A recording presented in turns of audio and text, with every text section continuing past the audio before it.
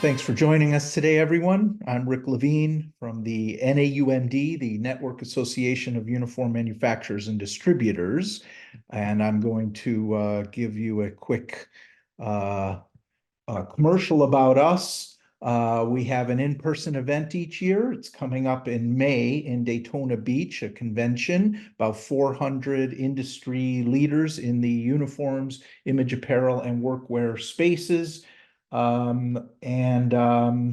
We believe that heroes wear uniforms. We believe that uniforms empower employees.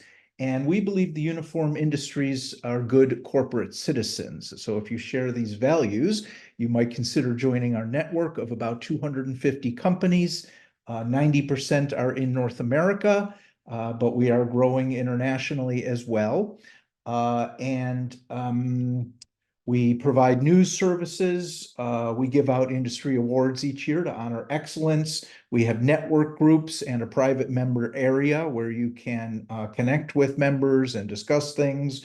Our convention I mentioned, and we have a growing education library, of which this recording will be available in a day or two in the library. And we have probably 80 hours of other recordings and hundreds of articles and PDFs and materials of interest. Anyway, that is the plug for the NAUMD. And I'm thrilled today because I know I'm going to learn a lot to have multiple representatives from a few different government agencies and departments to talk about export from the U.S. to other places. So we called it the Dressing for Global Success, Expanding Your U.S. Apparel Manufacturing Business Internationally. And I'm going to let Stephanie Bethel introduce herself and her colleagues as the hour progresses. Over to you, Stephanie. Okay, great. Thank you, Rick. We really appreciate it. And thank you again for having us here today. Let me just get my screen shared. And in presentation mode really quickly.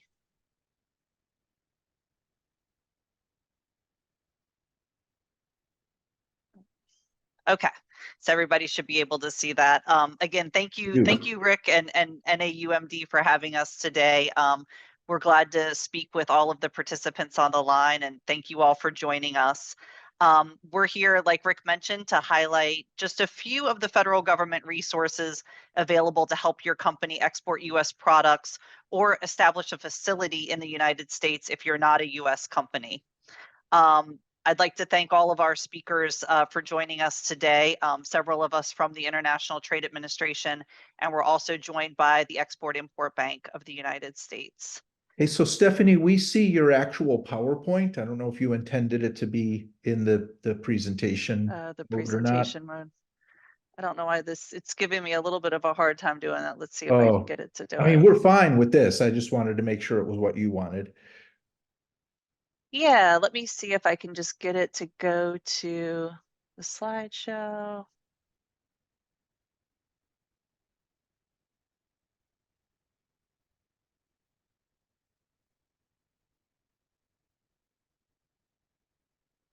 Oh, well. Okay. Yeah, sorry about that. I don't know what's going on with it and why it won't let me click that. But so for our agenda, can you see the agenda that I have up? I mean, we see it as the next slide. We don't see it as the current slide. Okay. There we go. Now we see it. Okay, great. Okay, I'll leave you alone now. Okay, yeah, I don't know why I'm having such a hard time getting the slideshow to start. Let me just see really quickly. Okay. Well, so we do have a full agenda today, so we'll go ahead and get started. First, I'll be sharing with you about the U.S. Commercial Service and assistance for U.S. exporters. And then we'll hear from Catherine Theriot of the Advocacy Center about leveling the playing field for U.S. exporters participating in foreign bids and tenders. Next, Anthony Diaz from Select USA will share with us information on foreign direct investment in the United States. And finally, we'll hear from Susan Kintenar at the U.S. Export-Import Bank of the United States about trade financing solutions and how you can ensure that you get paid for your export shipments, which is, as you know, always very important.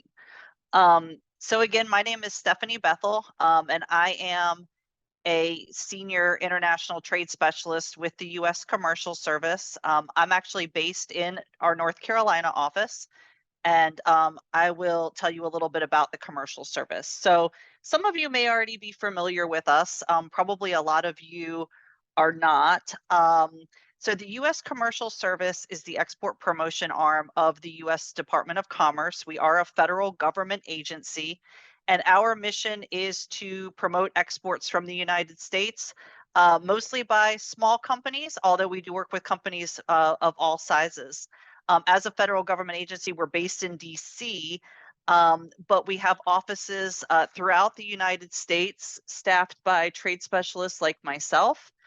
And then overseas, we operate the commercial section of the U.S. embassies and consulates, and we're in about 80 markets overseas. So this slide gives you an idea of our global presence and where we are. I will say where we're not, we do have partner posts in some places like in the Caribbean and some parts of Africa, where the State Department will fill in for us and offer some of the services that we offer where we don't have a physical commercial service office. But you can see on the right-hand side of this screen why companies work with us. Some of our advantages: worldwide recognition. We are part of the U.S. government, operating out of the U.S. embassies and consulates. So in a lot of markets, that can help to open doors for your company. We have a global network. Like I mentioned, we're in about 80 countries overseas, and we're very results driven. I'll talk about some of the results at the end of the presentation. But at the end of the day, what we're really looking for is for you to either start exporting or to enter a new market using our assistance. And here on the right-hand side of the screen, I've got some of the ways that we do work with companies. And I like to say that we work with companies in 4 main ways. That is export counseling. So that can be helping you create an export plan and talking about if you're ready to export, if you're not exporting already. And it can also be, answering export related questions. For example, in my office, we get a lot of questions about export documentation. I've gotten several this week alone from textile and apparel companies about USMCA and documentation for that. Export licensing we'll get questions on sometimes, and we always try to point you in the right direction, and where we can't, connect you to resources that can. We provide market intelligence. A lot of our market intelligence is online at www.trade.gov.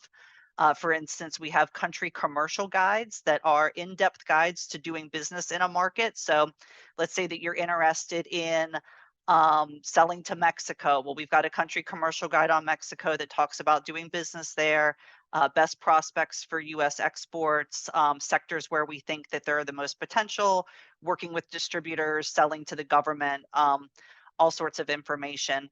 And then I like to say too, sometimes our best market intelligence comes from speaking with our specialists overseas. So in each of our overseas offices, we have generally 1 to 2 commercial officers who run the day-to-day and report to the ambassador. And then working with them, we have locally engaged staff who, for the most part, are from the country they're in, and they all specialize by industry sector.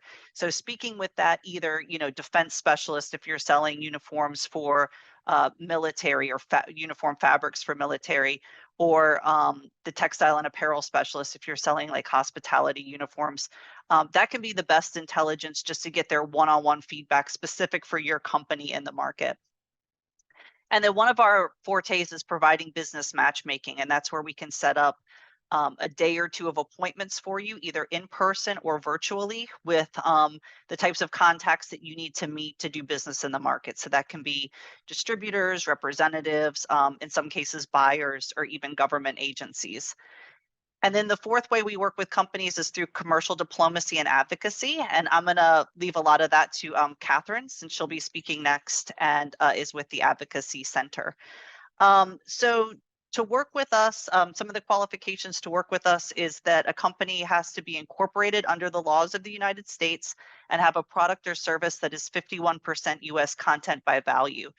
If you're joining us today and you're not a US company, but you're interested in either being a distributor for a US company or purchasing US products, I would encourage you to connect with our overseas offices, the office in your country, and they can help you with that. And I'm happy to make that connection for you if you don't know how to connect with them already. So these next slides, I'm going to change it on both places since I'm not sure what is showing up on the screen, but these next slides just kind of give some examples of each of those 4 buckets of assistance that I mentioned. So we've got export counseling, and I think I talked a little bit about that. Market intelligence. And one of the things that we do that I did not already mention for market intelligence, I did mention the country commercial guides, and customized market research would be, if you really have some questions that we need to go in depth and research in a market. But 2 things I didn't talk about. One is the initial market check, and that's where we can reach out to contacts in the market to get feedback specific to your product.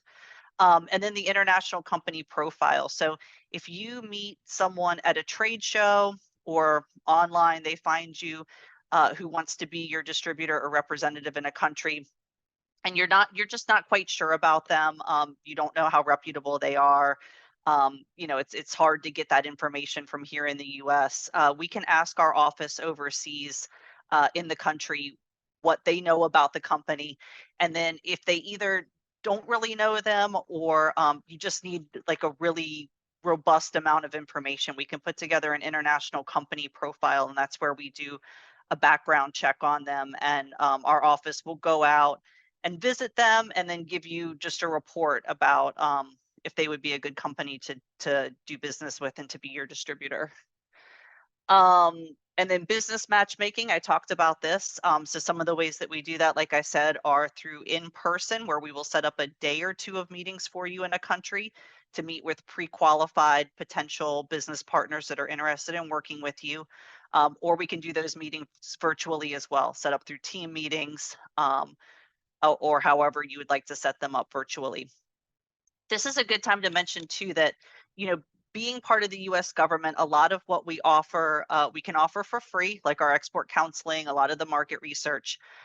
Some of the things that we do where we work on behalf of one U.S. company and not U.S. industry as a whole, Congress does have us recover our cost for. So, for instance, for the business matchmaking services, they all have a fee associated with them.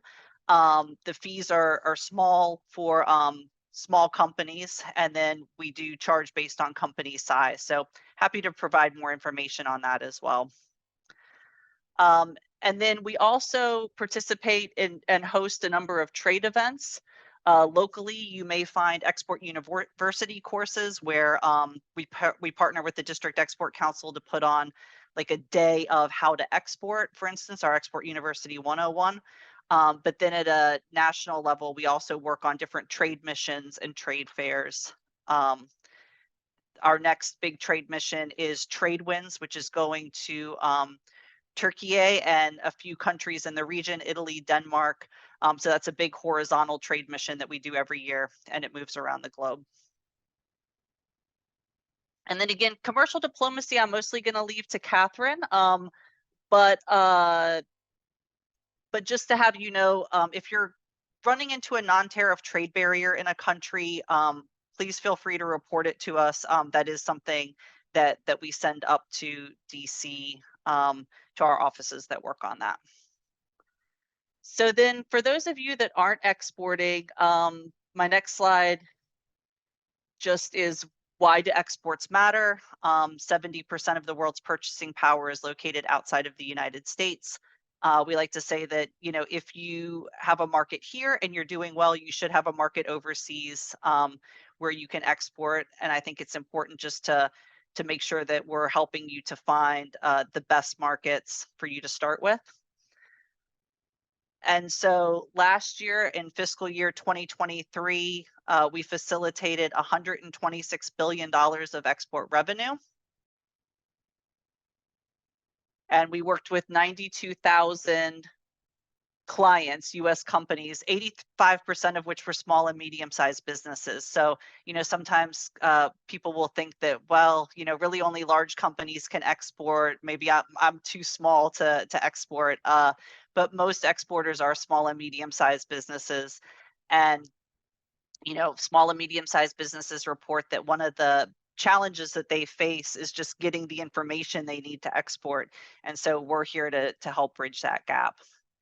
And then all of that translated into supporting 595,000 American jobs. And as I mentioned, we're very results focused. So that is one of the things that we're working for, is to help you make those export sales, find those connections overseas so that you can grow your company and facilitate more U.S. jobs.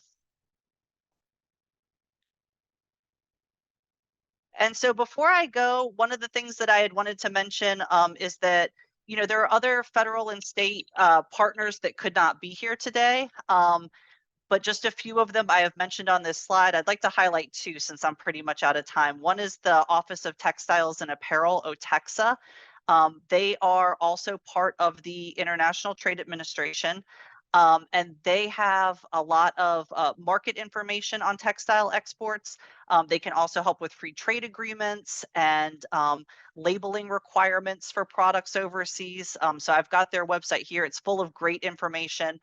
They also have a Made in the USA database where companies can sign up to say that they have textile and apparel products made in the United States. So you'll be able to see that on the website.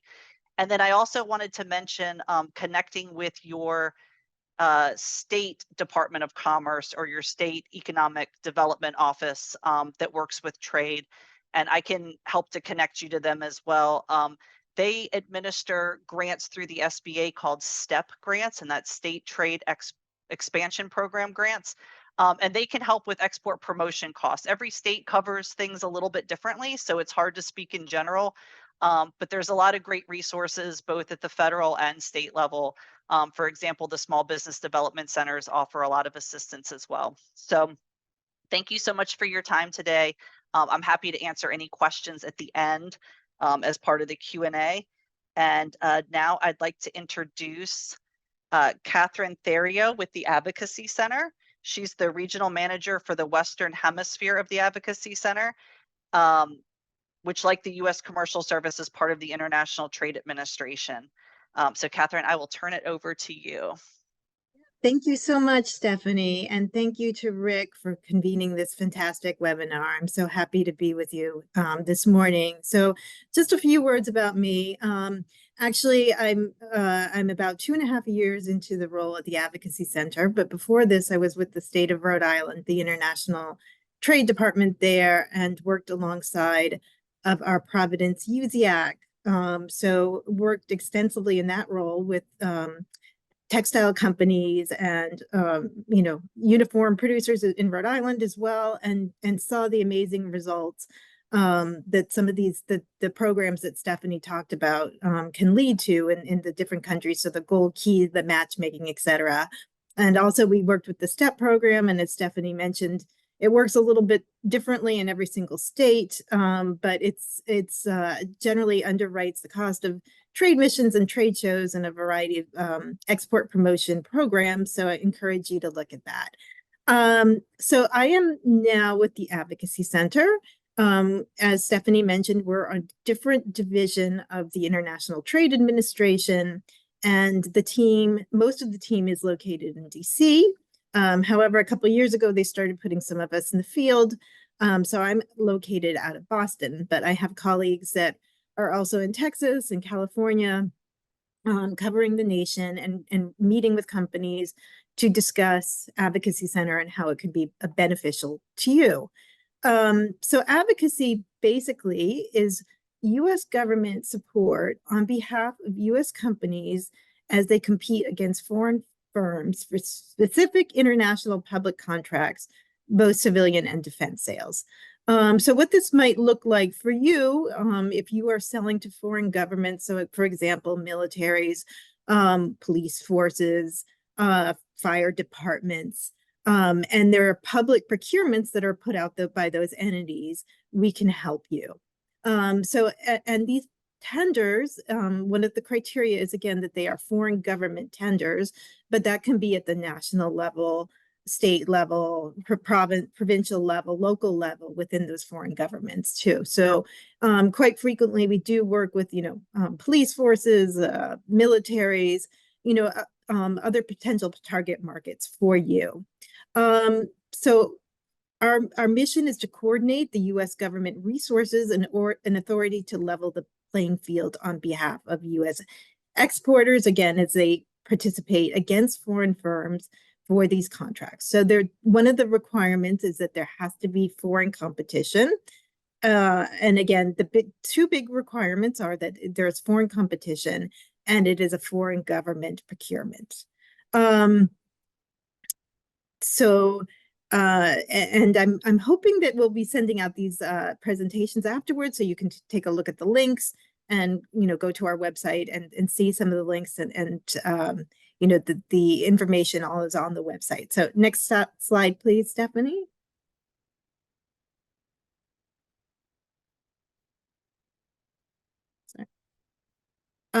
So the intention of advocacy is to promote fairness towards U.S. business interests and transparency in procurement process in foreign governments.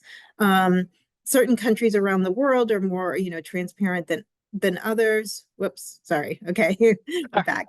Okay, so again, transparency varies from country to country. The countries that I cover, I have a country portfolio as well, Guyana, Caribbean, Brazil, Peru, and Chile. And sometimes transparency can be a process. So this is where the U.S. government becomes involved. We act as a counterweight to foreign government political pressure. So if you're up against German, French companies, wherever, their governments are in there doing the exact same thing, putting pressure on the procuring entity to look at the solutions from their country. So we're a counterweight to their influence. Companies must apply project by project. So every single tender, a company has to put an application in for. There is no blanket advocacy. So, a company cannot put in for an application for all different tenders that they're participating in a variety of markets. And the reason is basically we look at every single project individually and we have a due diligence process. So we look at the project itself, we verify that it's actually moving forward, that the foreign government has the intention and capability to move forward with that project and the funding.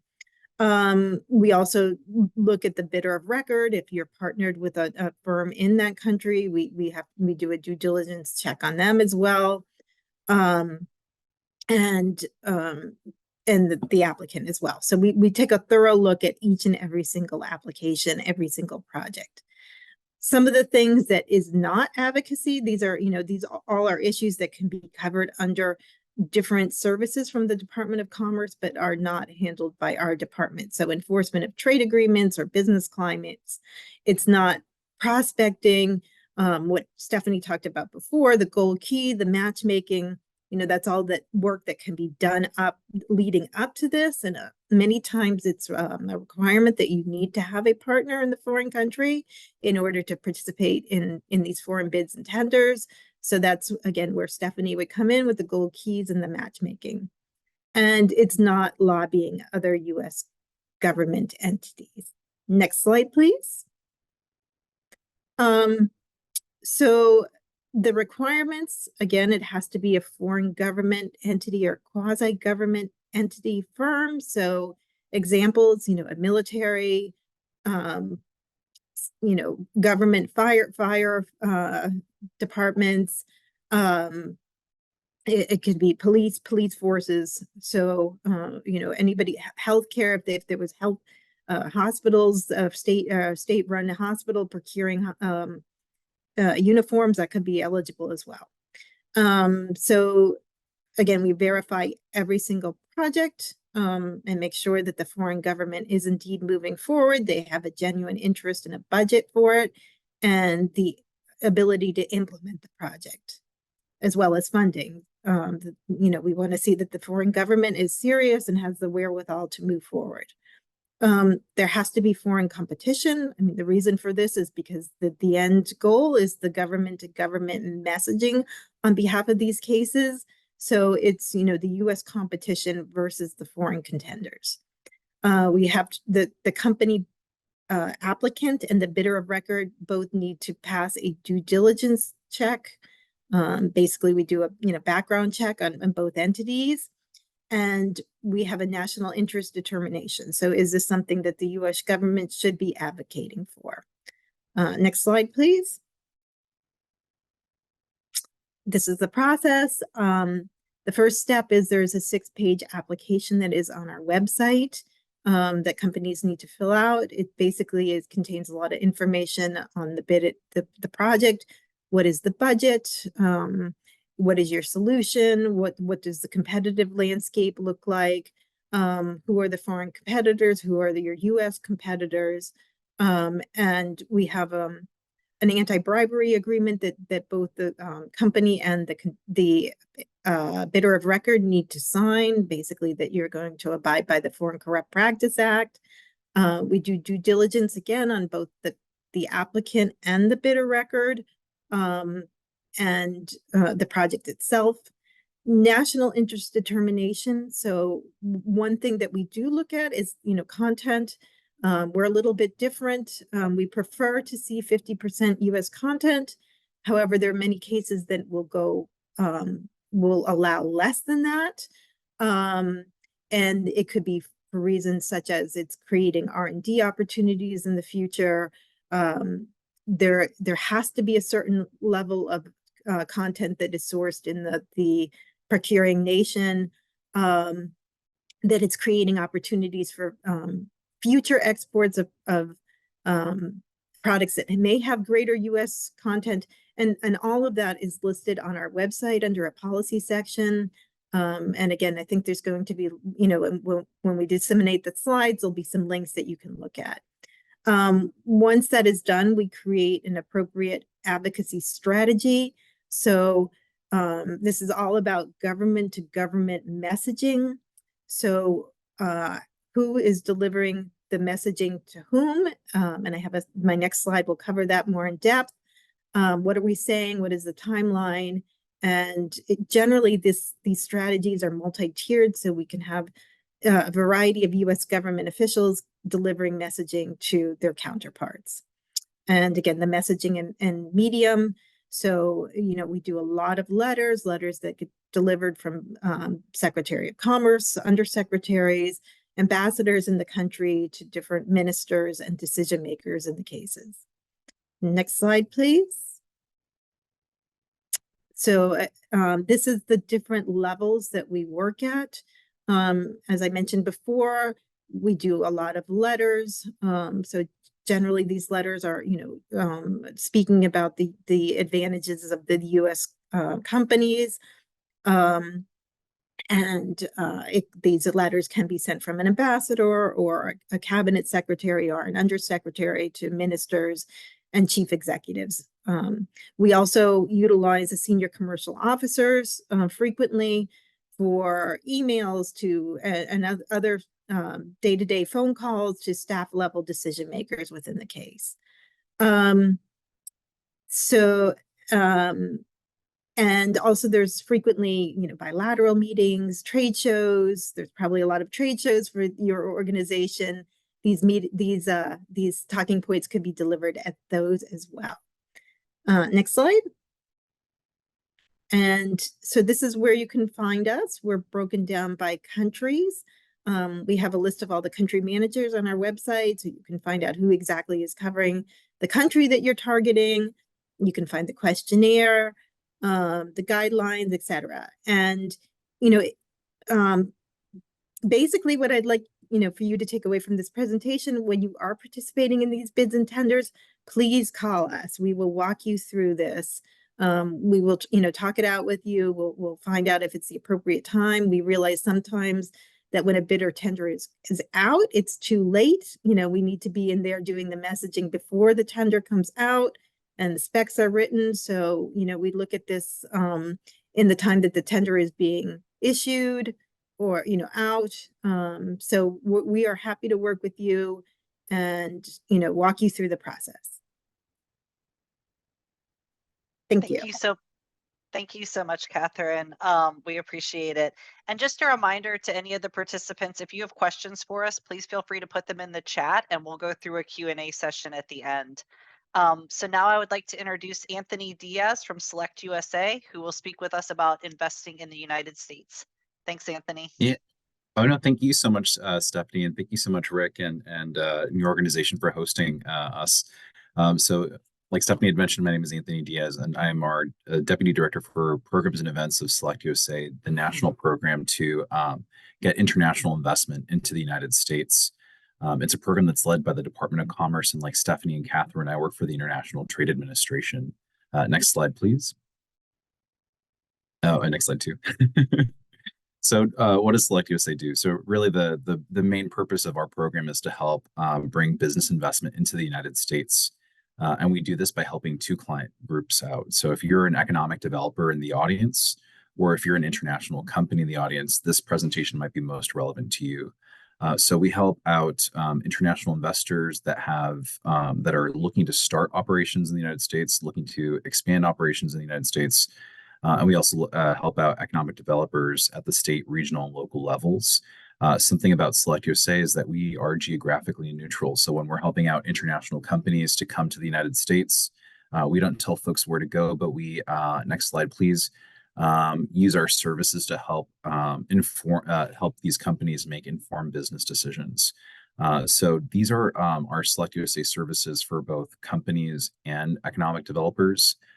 Something that Select USA does is provide actionable information that helps inform business decisions. So that we do this through counseling, off-the-shelf solutions, and customized research reports. So whether you're an economic developer that's looking to enhance your FDI attraction strategy, or if you're a company that's based overseas that is looking to do business in the United States, we can do these services to help inform those decisions. So again, we have off-the-shelf solutions, which are great data resources. We also have customized research reports that can do everything, that can illustrate everything from showcasing industry clusters and demographic information. If you're looking for states and territories with certain education, high populations of certain types of education, we can do that. Energy costs, these are just kind of some examples of some of our customized research products. For companies, we can help use that research report and the actionable information to make introductions to states and territories, and also to federal partners should there be questions on certain regulatory issues.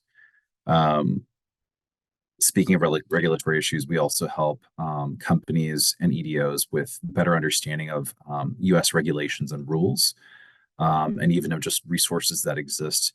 And we have relationships with over 20 federal agencies through what we call the Federal Interagency Investment Working Group that can help answer those questions.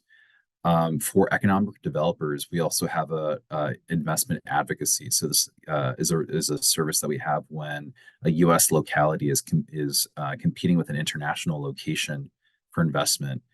So we don't help when it's two U.S. localities competing against each other, but our goal here is to say that the United States is the best place to do business.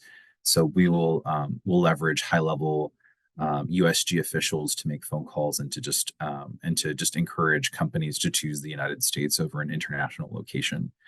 And then lastly, we offer a lot of platforms for connections. So I'll talk a little bit more about the Select USA Investment Summit in a future slide, but we also have international road shows where economic developers can go to international markets and learn and showcase reasons why companies in those markets should do business in those US-based communities. Next slide, please. Some great online resources that we have that are again free, and whether you're an EDO or whether you're an international investor, we have fact sheets on our website. So there are There are there are over 53 U.S. state and territory fact sheets. There's country fact sheets. There's also industry-based fact sheets. They're easy to print, distribute, to take to meetings. These fact sheets contain everything like if you're a U.S. state or territory, it has top markets that invest in your state and territory, top industries, and just other great information to have. We have a dynamic data tool called Select USA Stats that has a lot of statistics provided by USG organizations like the Bureau for Economic Analysis. And so just implore you to explore that data tool to just see more about the United States and other just specific industry related areas of interest. And then lastly, if you're an investor, we also have free resources called investor guides that help give greater context around certain topics like visas and taxes and workforce, intellectual property, site selection, banking, and more. Next slide, please. So I mentioned the Select USA Investment Summit. So this is really the highest profile event in the United States that's dedicated to bringing in foreign direct investment. Last year, we had over 4,900 attendees. 55 U.S. states and territories were at the summit and exhibiting and meeting with over 2,300 international companies. And the whole idea is let's just do a one-stop shop. So companies that are thinking about expanding to the United States can meet with the economic developers from U.S. states and territories to do business in what it is truly a one-stop shop. You can just meet everyone, save on travel costs, talk about your business. EDOs can talk to all international companies from last year. We had 83 markets to facilitate business. And one great thing about the investment summit is it's a proven event to help make deal making to help facilitate deal making. So we've had over $109 billion of new investment projects come to the United States, supporting more than 82,000 jobs through the investment summit. Next slide, please.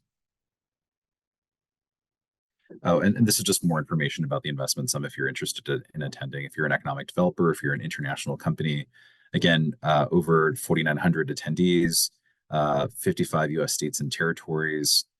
We had remarks from the president and 6 cabinet speakers, 16 governors, 21 U.S. ambassadors and chiefs of mission. So the investment summit takes place in June 23rd through the 26th. And it takes place in Maryland, just very close to DC at the Gaylord National Hotel. And I think that with that, we can probably just skip through and just kind of end the presentation. But again, Anthony Diaz with Select USA, if you're an international investor that's looking to invest in the United States, or if you're an economic developer that wants to learn more about how to bring investment into your community, happy to help. And I'll turn it back to you, Stephanie. Thank you. Okay, great. Thank you so much, Anthony. And for our last presentation, we will hear from Susan Kintanar of the Export-Import Bank of the United States, or Exim Bank. Susan is their regional director for the Eastern region. So thanks for joining us, Susan, and I will turn it over to you. Okay, thank you for this opportunity. Well, actually, I'm going to talk about something really important to any business entity. That is money. Of course, you may have the right business plans, business location, resources, but if you don't have any money, your business is not going anywhere. I'm specifically going to talk about exporters. So if you're an exporter and you want to borrow money and you approach a bank, of course, the bank will be hesitant because there's so many rules, regulations overseas, and they're really wanting to have a U.S. government backup, such as SBA or Exim Bank. So what is Exim Bank? Next slide, please. Well, it's the Export-Import Bank of the United States government, Exim Bank. And I'm going to specify the U.S. government because there's so many Exim banks all around the world. Exim Bank of Nigeria, Exim Bank of Korea, etc., all competing with each other. And we all have the same goals, which is to boost the economy of that country by supporting exports of that country. We're established in 1934. Our headquarters is in Washington, D.C., and we have offices all around the United States. As I mentioned, our goal is to really move the economy of the U.S. by supporting made in USA products and services. And it levels the playing field of U.S. companies competing for global sales, and it creates jobs here in the United States. Next slide, please. Now, I'm going to let you know that we are not a commercial bank. A lot of customers, they call me saying, I want to open a CD, I want to go to your office to open an account. No, we're not a commercial bank.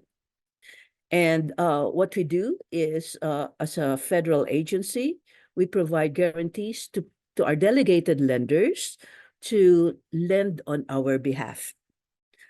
Exim Bank does not support imports into the United States. So why does the name import into our name? Because we support foreign buyers who import into their own countries by buying products and services from the United States. Next slide, please. We are not a standalone agency. We actually hold hands and partner with other agencies like SBA, SBDC, USTDA, U.S. Export Assistance Center, Department of Commerce, SCORE, among others. Next slide.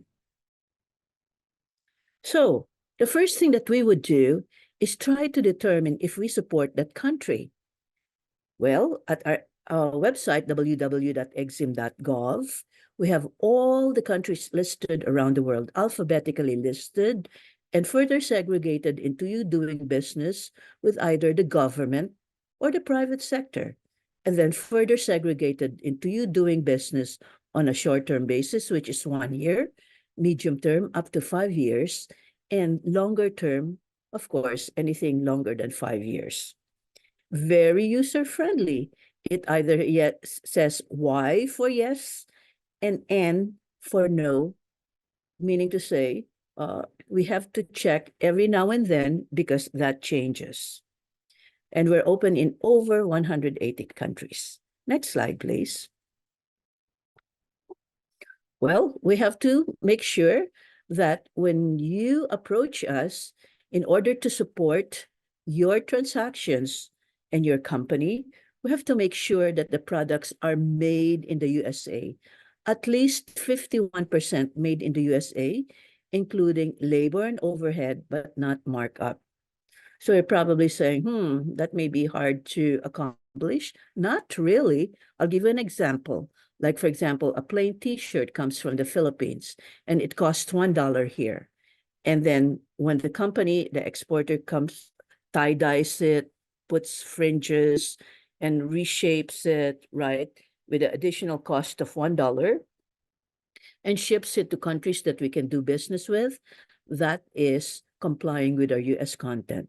U.S. content means adding engineering, design, labor, overhead to that small component that came from overseas. Next, we have to at least, I'm sorry, not next slide. We have to at least have 3 years of operating history with a positive net worth, meaning to say we don't do startups. We also need a DNB number. If you don't have one, just let me know and I'll let you give the link so that you can get a free DNB number. And lately, we need to have a unique entity identifier, UEI, that you can get from www.sam.gov. Next slide, please. So Stephanie mentioned why export, right? A lot of percentage of the world's buying power is outside the United States, and companies that export seems to be more profitable because they do smooth seasonality. Like, for example, you are selling bathing suits here, but then come wintertime, you don't have sales. But in another country, that's a different season. So that's exporting with smooth seasonality. Next slide, please. how can Exim Bank help you as an exporter? Well, actually, Exim Bank seems complicated, but in actuality, we're not. We only have two basic products. The first one is credit insurance. This is a standalone product to help exporters increase their international sales by encouraging the exporter to provide credit terms instead of cash in advance, cash in advance. It's competitive out there. And if you don't provide credit terms, you may lose the business. What we do is we vet the foreign buyer to determine if they're good enough to do business with you and with us. And if they don't pay, then Exim Bank will come in to salvage the exporter and will be the one to run after the foreign buyer. So that's our first product. The next ones are working capital loan guarantee, medium-term loan guarantee, and Make More in America. Excuse me. That's related to supporting financing. I use the word support because we don't lend directly. We lend through our delegated lenders. We have taught our delegated lenders about creditworthiness. So, and they've been certified in our Washington, D.C. office. So to fulfill orders, we have the working capital guarantee program. And then to fulfill foreign buyer, if they're foreign buyers, excuse me, I have allergies, right? Who wants to buy from the United States, like capital goods, heavy things like bulldozers, mining equipment, we can support their financing because for example, in Nigeria, the in-country borrowing rate is 28%. But if they borrow from the United States, depending on their creditworthiness, it's going to be like 5 to 8%, which is big savings. And the last one is our latest initiative. It's a pilot program, actually. It's Make More in America. This was as a consequence of the problem of a supply chain. Some of the manufacturers over here couldn't complete their product because they're waiting for something from overseas, a small component. So we're encouraging the manufacturers just to do everything from beginning to end, and we can support that financing. Next slide, please. So as I mentioned, for credit insurance, right, it's for risk protection and sales tools instead of you providing cash in advance. Cash in advance, of course, it's competitive out there. And also, it serves as a financing aid. When the lender knows that it's backed by credit insurance, it will increase their level of comfort to lend against those insured receivables. Next slide. For short-term credit insurance, which is good for 1 year, it's up to 180 days. Sometimes it can be 1 year. And depending on the product, it can be from 95 to 100% coverage. And we have the multi-buyer, which is the umbrella coverage, would include several different foreign buyers or just a single buyer, one-on-one credit insurance policy. Next slide. This is actually a chart, different kinds of our credit insurance policies. Of course, I'm not going to discuss this with you, but if you're interested, you can download your copy. There's the link, and you can click on it so that you can determine where to find this chart. Next slide, please. Now, for working capital guarantee, well, actually, our relationship is with our delegated lender. We provide a guarantee to the delegated lender that makes a loan to the exporter to purchase or manufacture U.S. goods for export. Therefore, the borrower's relationship is not with me, but with the lender, because my relationship is not with you, but with the lender, wherein we provide a guarantee. So exporters can unlock cash flows, right, to fulfill orders, and they can borrow more with the same collateral. And sometimes you have bid bonds or performance bonds overseas, and this is the way to go. Next slide, please. For working capital, our guarantee to the lender is 90%. Sometimes it's 95%. It could be for a specific loan transaction, or it can be a line of credit that's revolving. For us, we don't have minimums or maximums, but the lender, because they're lending, would be the one to impose minimum or maximums. And the loan supports export-related inventory with a generous advance rate of up to 75% and up to 90% on foreign receivables. Next slide, please. Now, when it comes to foreign buyers financing, and this will only work on developing countries, as I mentioned, because the in-country borrowing rate could be so exorbitant. This will not work in developed countries like Belgium or France, because their in-country borrowing rate could be the same or even better than ours. So 100% minus 15% cash down payment, the difference is 85%. That is the amount that our lender would finance the foreign buyer. The repayment period is up to 5 years. Sometimes it can be 7 years. And I've seen the average amount of 25 million or less. Of course, we do have long-term financing for projects too. Next slide, please. So to summarize, when it comes to Exim Bank, we only basically have 2 products, credit insurance and supporting financing. So for extension of credits, to provide credit terms, the solution is export receivables financing. And to fulfill orders, there's working capital guarantee. And then we also support foreign buyers financing.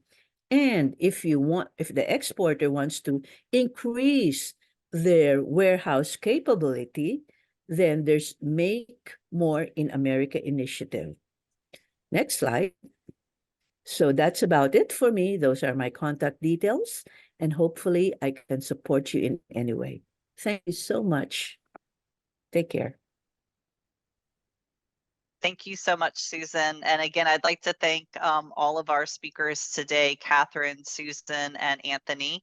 And Rick, I will turn it back over to you for any questions. Yeah, that was a lot of information. 4 different speakers. I'm so appreciative that everybody was able to come on. I'm so glad we have a recording of it, because it is so much information, right? That people can go back and listen. If anyone has questions, you can use the Q&A and the webinar chat. Either tool is fine. And I know that for some companies, though, Stephanie, this might be the first time that they're thinking about all of this, either exporting to begin with, or working with the U.S.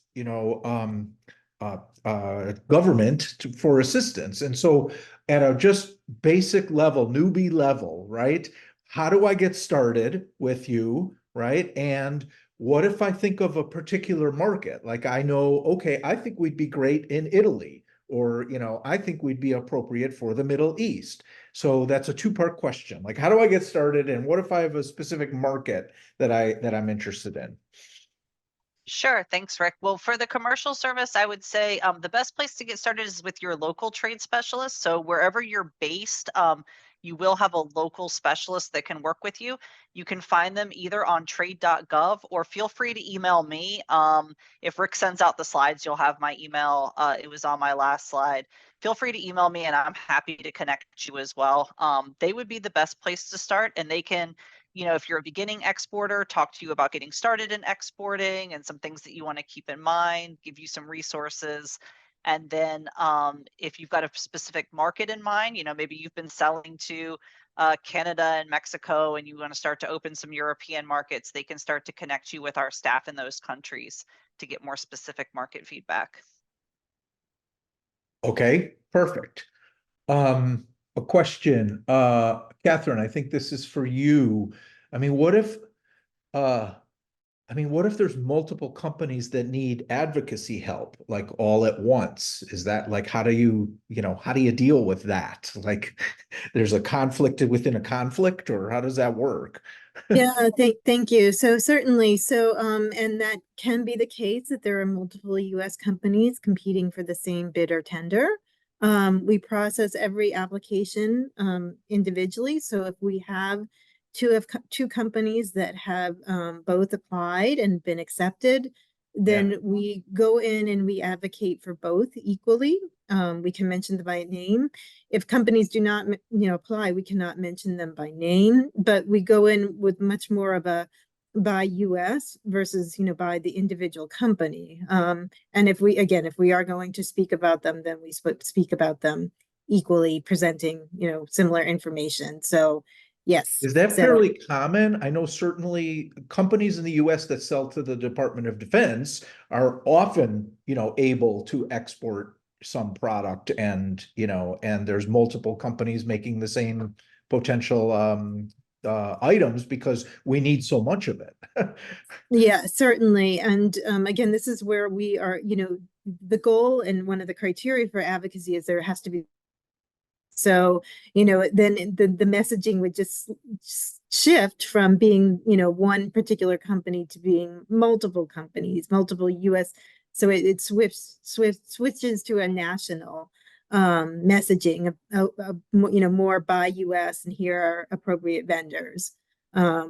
Okay. versus Yeah, individually. that makes sense.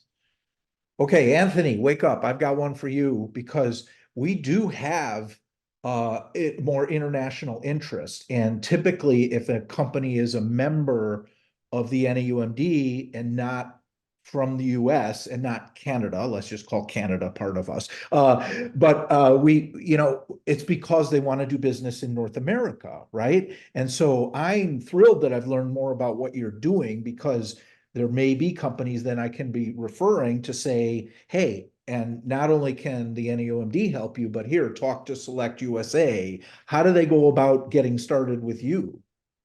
Sure. So, kind of similar to what Stephanie mentioned, we have colleagues that are based overseas, and if I'm not mistaken, over 75 embassies. So, first step, if you are based overseas, talk to your local embassy folks. Okay. But my email is also in the slide deck. So if that's sent out, I'm always happy to connect you to the right person there. We also have HQ staff and Select USA dedicated staff in international markets. So I'll say, first easy step, connect with your local market and see in your embassy about how to do business in the United States. And when you say Feel the free to embassy, you mean, so let's say I'm in Egypt and I want to export to the US, I go to the Egypt correct. embassy or I go to the US embassy in Egypt? The U.S. Embassy in Egypt. That's a The great. US, Thank you okay. for clarifying. Yeah, yeah. Yeah, This is yeah. also I'm a and to total clarify, newbie here, so I'm asking the most basic no, questions. and I think that's wonderful. Yes, so it would be the U.S. Embassy based in Egypt. So also I'll add that we only help international companies to come to the United States. So while you mentioned North America earlier, this Select USA only has an inbound investment mission. So that would be an investment that's solely focused in the United States and its territories. Oh, okay. So this isn't somebody who wants to export their products into North America. This is they want to invest in a US brand.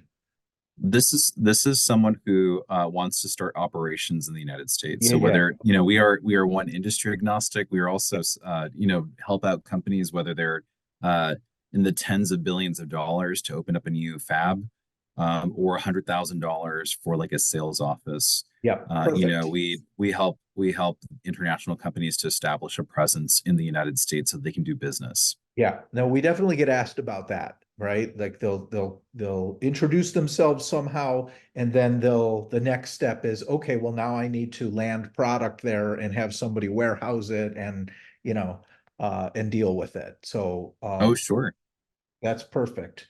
So, I'll also just quickly add that, yeah, again, you have my email address, and I do have to drop off, but again, thank you for Okay, this thanks so much for opportunity. your time. And actually, it's 11 o'clock, so I want to honor the time commitment. So my apologies for Susan for not getting back to you with a follow-up question that I did have. But Thank you so much, everyone, for joining us today. And, and I appreciate it. Again, the recording will be in our portal, and I'll get the slides. Stephanie, send me a copy of it if you haven't already, and I'll make sure that that gets circulated for people that want it.